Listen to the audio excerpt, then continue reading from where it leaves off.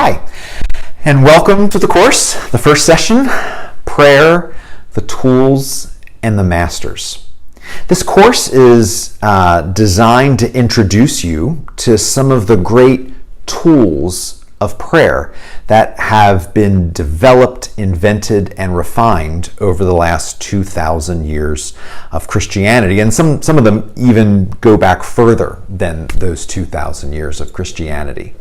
And we will be introduced from time to time to some of the masters of prayer, some of the people who helped invent, develop, refine, use those various tools. You'll learn some interesting facts about these people, the times they lived in, and how their prayer traditions have impacted the lives of Christians through centuries, if not millennia. However, this course is not just designed to teach you about interesting facts and figures. I've designed the course so that it will actually deepen your spiritual life. How do you do that? How does one not just deepen their spiritual life, but even more importantly, how does one quantify spiritual growth? Have you grown spiritually in the last year, decade? How do you know? Is there like a fuzzy feeling somewhere like, yeah, I think I've kind of grown a little? Or is it a total mystery to you? I think for a lot of us, it's a total mystery. And some of us might be very optimistic. Yeah, I've grown a ton. Or some of us might be very pessimistic. Oh, I haven't grown at all. There is a relatively new tool developed by Dr. Lynn Underwood called the Daily Spiritual Experiences Scale. We're going to use this tool to give us a snapshot of our spiritual life now and at the end of the course. So scientists, social scientists, doctors wanted a way to figure out how spirituality affected other aspects of our life. For instance, how does spirituality affect our blood pressure? Well, just so you know, typically the more spiritual a person is, the lower their blood pressure. The more often someone goes to church, the lower their blood pressure. Now, when we do studies like that, it's really easy to figure out the blood pressure data. I mean, that's super simple. You take a blood pressure reading, you write it down, you do it the next day, you do it the next week, and you can get a nice chart. But how do you quantify someone's spirituality? If you're going to do a reputable study, you have to be able to quantify not only this part of it, but also this part of it. So this is where Dr. Underwood comes in, and she developed the Daily Spiritual Experiences Scale to offer some data point to where our spirituality is. Now, for the purposes of this course, I don't care, and I don't think you should care, what your initial number is. When you take the scale, at the end, you're gonna come up with a number. This isn't like to go around the room and say like, well, I'm a 50, well, I'm just a 35. The point isn't where you are. The point, at least for this course, is have you grown? And so we can take perhaps what might be something that's kind of fuzzy and put something a little firmer behind it. So I would invite you to stop this video and take this scale right now. If you don't already have it in your hand, then you can access it by a link wherever this video is posted.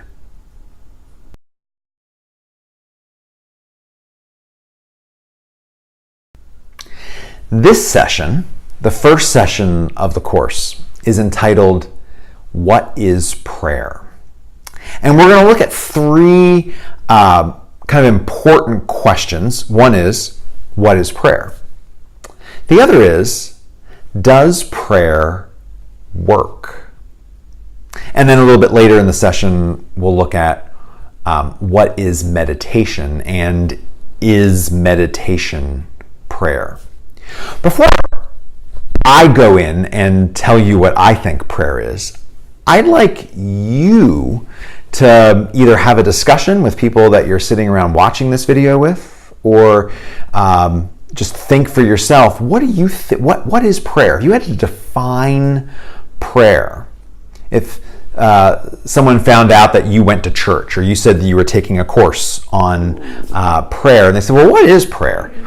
How would you define that?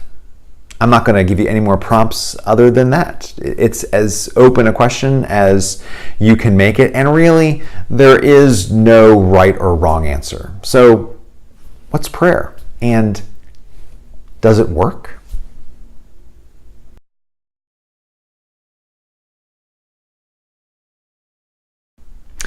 So there's probably lots of workable definitions for prayer, what it is, what it does. The definition that I'm going to start out with, though, in this course, and you may see this definition evolve as we go through the course, but the starting point for me is that prayer is at least communication with God. I'm using that word communication very intentionally, specifically, because communication does not always require words. It doesn't require anything written down. It doesn't necessarily require anything verbalized. You can communicate something to someone you know well without a word. If I'm at a party with my wife and she's across the room from me and I'm ready to go, I can communicate that. I could say, hey, I'm ready to go, or I can just give her the look. And when she sees me with the look on my face, she knows, oh, Rick's ready to go. I haven't said anything, but I've communicated it. I've communicated it, and she's received it. If we're at a dinner party and we're sitting across the table from one another, and she brings up politics, and I realize that that's going over like a lead balloon in the party, I can kick her under the table. I can, throw a napkin at her when no one's looking. I can communicate, hey, let's talk about something else, without saying a word. We oftentimes do this with people that we know the best, people that we have the most intimate relationships with. We can communicate a lot without verbalizing a single thing. When there's a previous church that I worked in where the front of the church, I sat up there alone. There was a point when I got to the front of the church, no one else was around me. And at the end of a sermon, I would walk back and I would offer a prayer. And that prayer had no words to it. I would either, after preaching a really inspiring, uplifting sermon that I thought just hit perfectly, I would look up, smile, and convey to God a sense of thank you. Thank you for giving me those words. Thank you for allowing me to have this opportunity to preach this sermon. Again, I didn't say a thing. Other times I would come back from preaching a sermon that I knew was a bomb. It didn't land at all. People were fidgeting with their bulletins, and I would come back and I would go, like, I'm so sorry. Again, not saying a word. It was praying. I was communicating something to God without using a single word. I also use the word communication because prayer is a two-way street. Any kind of communication is two-way. If you're sitting in a room, you can speak alone in a room for a long time, but you're not communicating anything to anybody if no one's there. You can talk to yourself while driving in the car, but you're not communicating because no one's listening to you. But communication is one party or several parties communicating something and another party receiving that communication. Part of communication is listening. And so in prayer, sometimes we are speaking to God. In prayer, sometimes we are meant to be listening for what God is saying to us.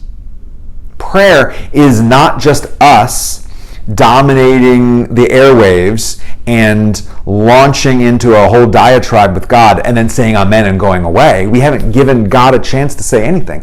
Prayer is each us and God speaking and listening. There's an old story about Mother Teresa where she was being interviewed, and the interviewer asked her, "Mother, when you pray, what do you say to God?"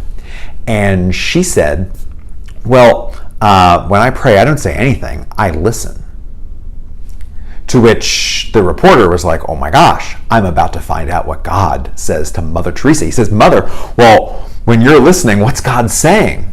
And Mother Teresa replied, "Oh, God doesn't say anything. God listens." Isn't that a beautiful way of thinking about prayer? Us and God together intentionally and listening for the other.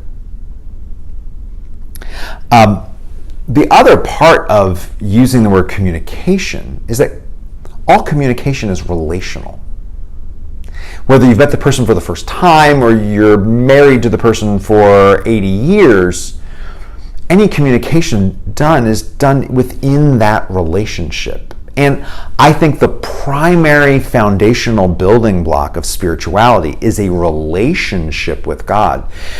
I think a lot of the basic building blocks of communication with God then are going to mirror the other relationships that we already have with people.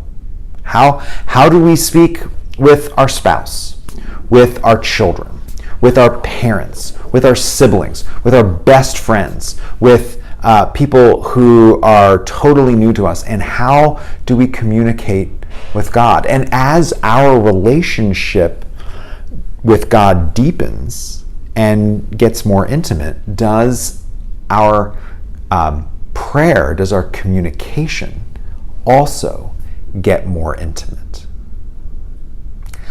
All of this, I think, takes an axe to the old understanding of prayer as being asking things from God. Like as if prayer is coming to God with a wish list. It's like going to Santa Claus with the things that you want for Christmas. I mean, prayer can be that, but that is not all prayer is. And I absolutely think that's not all prayer should be. If prayer is just going to God and with our wish list, I'm praying for this and this and this, even if it's for other people, we're missing out on the other 99% of what prayer can be. And this is where I think that takes a hatchet to the age-old question, does prayer work? People will say, oh, prayer works. Other people will say, oh no, that's a bunch of superstition. Prayer doesn't work. I think that is the wrong way to think about prayer. Now,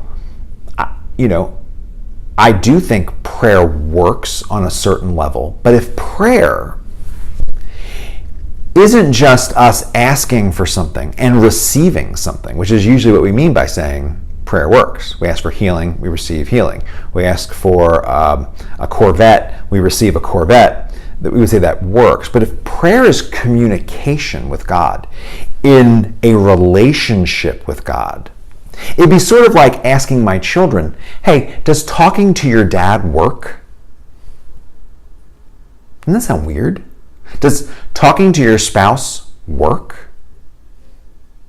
I mean, on some level, on some level, communication with your spouse or your children or your parents or your best friend or whoever should have a certain degree of efficacy. But if all my kids were worried about was getting things from me that they asked for, that was the basis of their relationship, that wouldn't be a very deep relationship. If my whole relationship with my spouse was all about me getting things that I asked for, that wouldn't be a very deep relationship. Now, sometimes I ask for something for my birthday, or I ask for something for Christmas, or I ask, can I go to the movies with a friend? Does that work? And my spouse, my parent, whoever might say yes. And we might say, well, that worked, but that's not the total encompassing relationship of communication there. Yes, we may ask things of God, and we may receive them. And there are countless stories. You may have stories. People in this room may have stories about asking incredible things of God and receiving them. But prayer doesn't stop there. There's more to it. It's about an ongoing relationship. It's about listening, not just asking. It's about giving thanks, or saying you're sorry, instead of just coming with a wish list.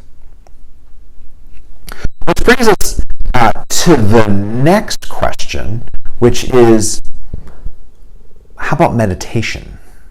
What is meditation? And maybe for the purposes of this course, is meditation prayer? I'd like you to pause the video and either think for yourself or have a discussion among friends, asking each other just that. What's your experience of meditation? Is meditation prayer?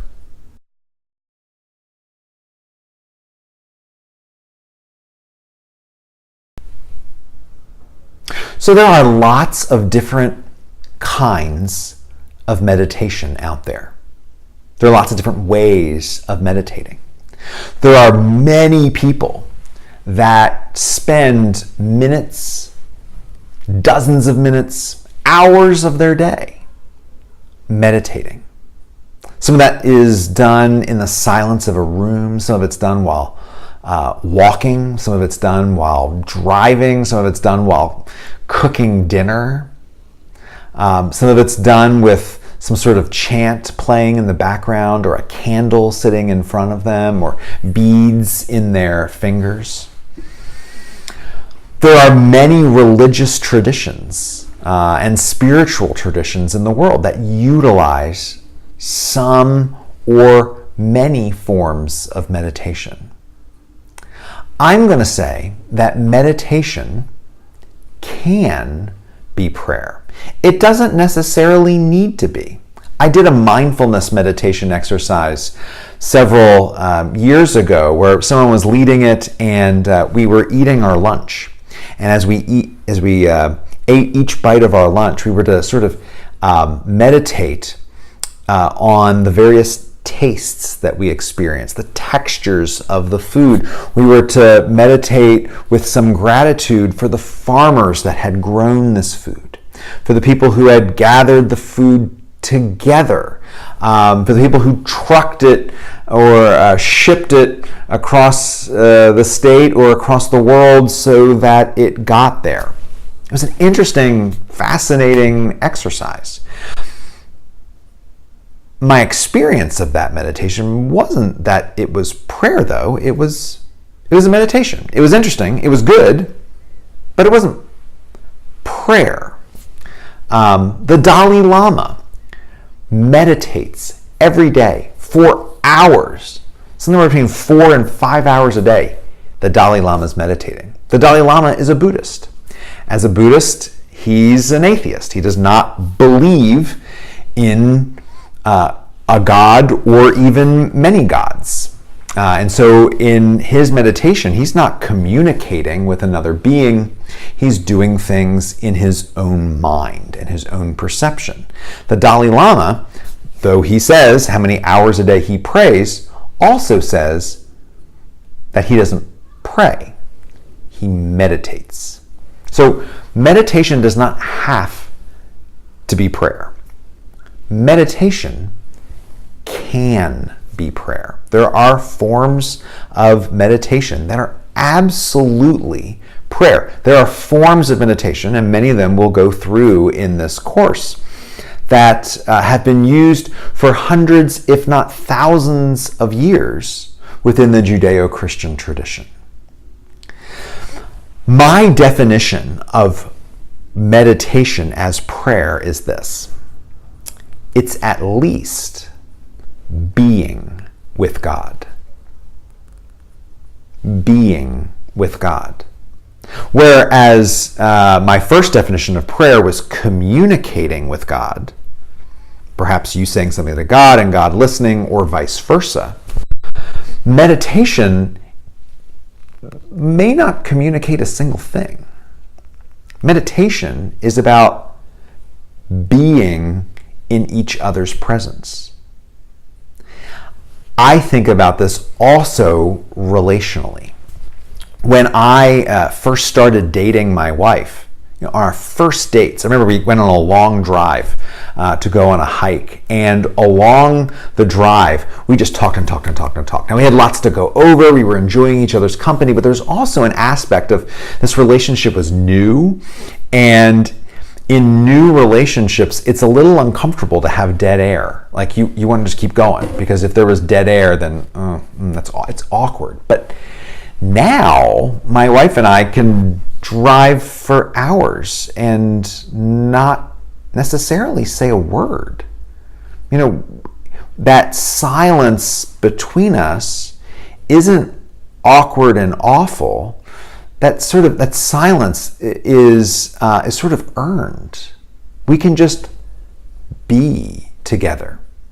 When we go to the movies, or I go to the movies with my children, we're not supposed to be sitting there talking to each other, but we're with each other. I can go to the movies alone, and actually I like going to the movies alone, but if I go to the movies with someone, I'm having a common experience with that person. We can leave that experience watching that movie. We didn't say a word during it, but we can talk about that experience later. We can reflect on it. Somehow that experience may even change not just one of us, but both of us, because we experienced it at the same time.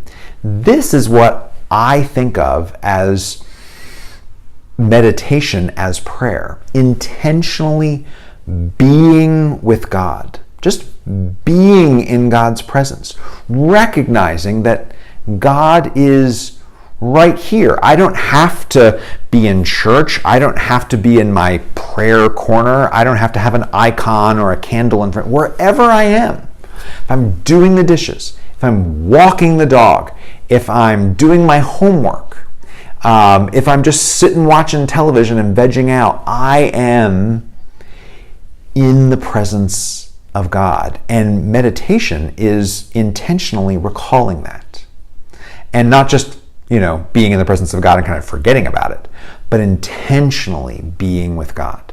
Many of these prayer traditions that utilize meditation will oftentimes have you do something. There are certain forms of meditation, and we'll talk about them, where you sort of clear your mind and do nothing. But there are others where you have a mantra. There are some where you walk in your neighborhood, or walk on a fixed course, like a labyrinth, where you have sort of prayers going on in the background, like with a rosary, but you're not really focused on those prayers. You're focused on being with the God who is already with you. Meditation is intentionally being with God. I hope this was interesting. I hope this was helpful. If you'd like to think more about different ways and modes of praying, I would suggest a very good, solid, and pithy book called Help, Thanks, Wow by Anne Lamott. It's beautiful, it's theologically rich, and it's funny. It's light and enjoyable for whether you have a PhD in theology or whether this is your first day thinking about praying. I'd like you, as your homework between now and the next session, to experiment with meditation. I'd like you to meditate for 10 minutes a day. You don't have to sit in silence. You don't have to bring a candle out. You don't have to sit on a mat. I want you to meditate, recall that you are in God's presence while doing something that you already do. One of the great questions I always get from people, or statements I get from people, is, I don't have time to pray. I'm very busy. I get up in the morning, I go to work, I'm working all day, I come home, I hang out with my kids, and I go to bed. I don't have an hour a day. I'm not a monk, I'm not a nun, I don't have this. Okay, I think we can carve out some time to pray. But there are also ways to meditate, to recall God's presence with us while we're doing things that we're already doing. If you wash the dishes, if you walk the dog, if you watch television, if you have to commute to work, take 10 minutes and do that task, do that thing, while consciously remembering that, okay, I'm washing this dish with God. Okay, I'm driving on this road with God. What you may find is it completely reframes that thing that you're doing. And what you also might find is that when you're doing other things later in the day, you will also be reminded, hey, like God was with me this morning when I was folding the laundry, God's with me now when I'm balancing the checkbook. It will sort of open up your mind and your spirit to other places that God is. I also want to invite you to take time to journal just a little bit. Honestly, it doesn't have to be in full sentences. It doesn't have to be a paragraph. It could just be phrases, meditated 10 minutes while washing dishes. And, maybe some feelings that you get, peaceful. I noticed God was with me later in the day. Just a little something for two reasons. One is it might be helpful for you to go back and read this later. By journaling, by writing this down, we also sort of cement it into our memory. It becomes more present to us when we're doing it and even when we're not doing it, which for the purposes of this course in deepening your spiritual life will help you in spades.